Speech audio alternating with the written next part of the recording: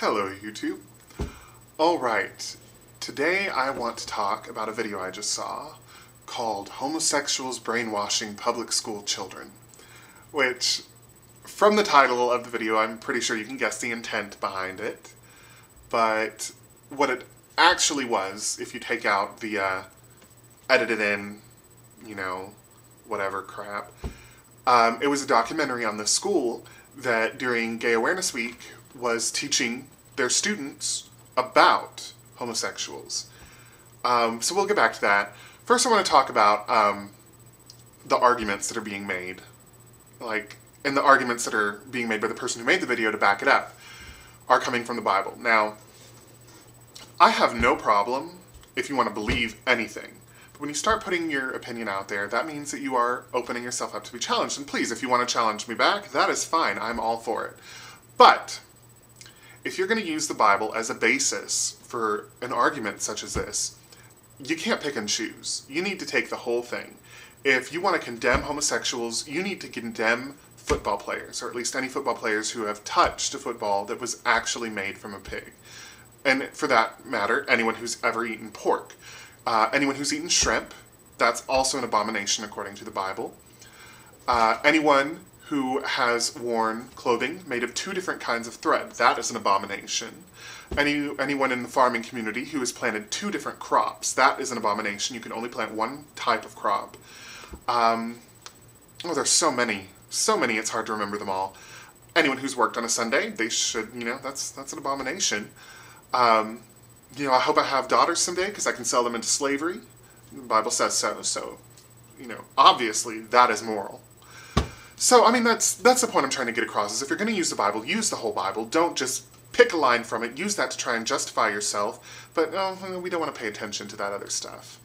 That's my problem with people, is, if you're going to say the Bible is law, the Bible is the word, Leviticus blah blah blah says this. Yeah, well, Leviticus also says this, and this.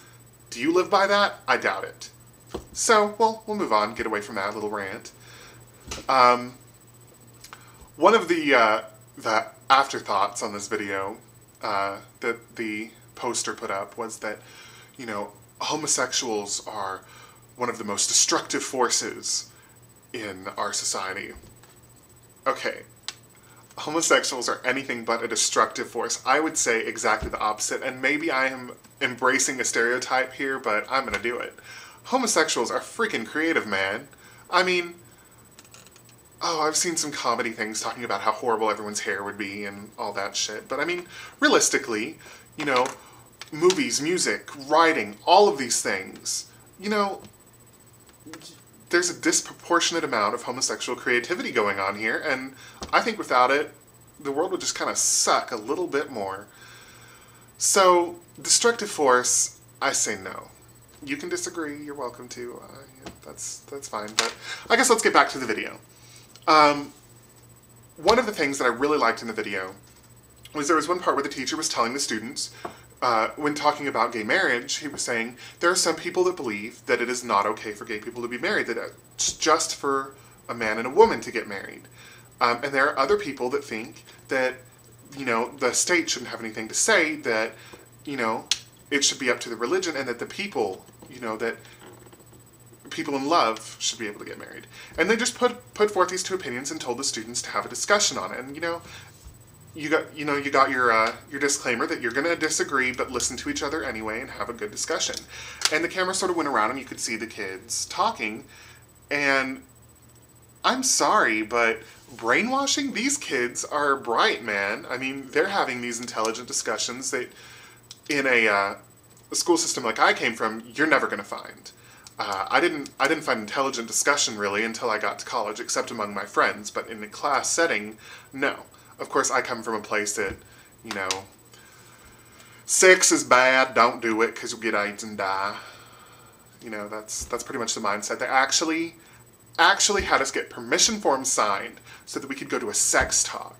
And at the sex talk, it was just this man talking about how bad sex was and how we didn't need it, we didn't want it, and if we had condoms, we need to hand them over because we don't need those. Don't have condoms. Don't use condoms. Just don't have it. And I'm sorry, but there is a direct link between that and my city having the highest teen pregnancy rate, highest STD rate, and oh, let's just tack on one more statistic. We also have the highest number of churches per capita.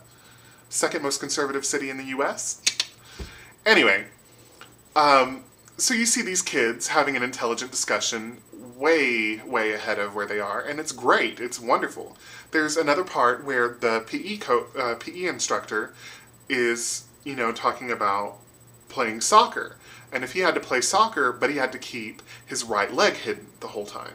And, he hops around a little bit, the kids are laughing, whatever, but really that's what it comes down to is you have to live your life hiding something that's very vital to who you are. And, oh, just tacking this on, if you think that homosexuality is a choice, I want you to look up a video called Gay Zombie.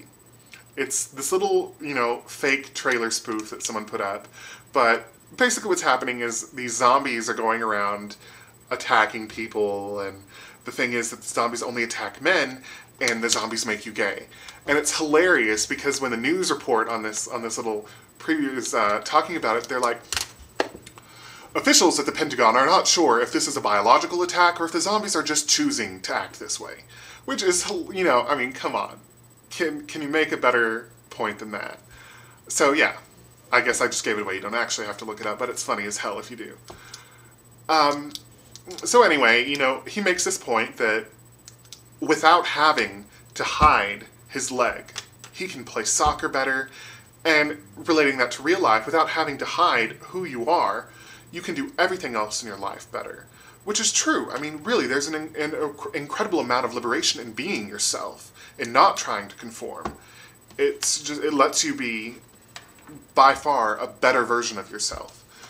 So I guess I've gone on long enough. What am I at? 7 minutes? So I guess I'll cut this off here, but thank you to the person who put this video up, even though I don't agree with your intention for putting it up.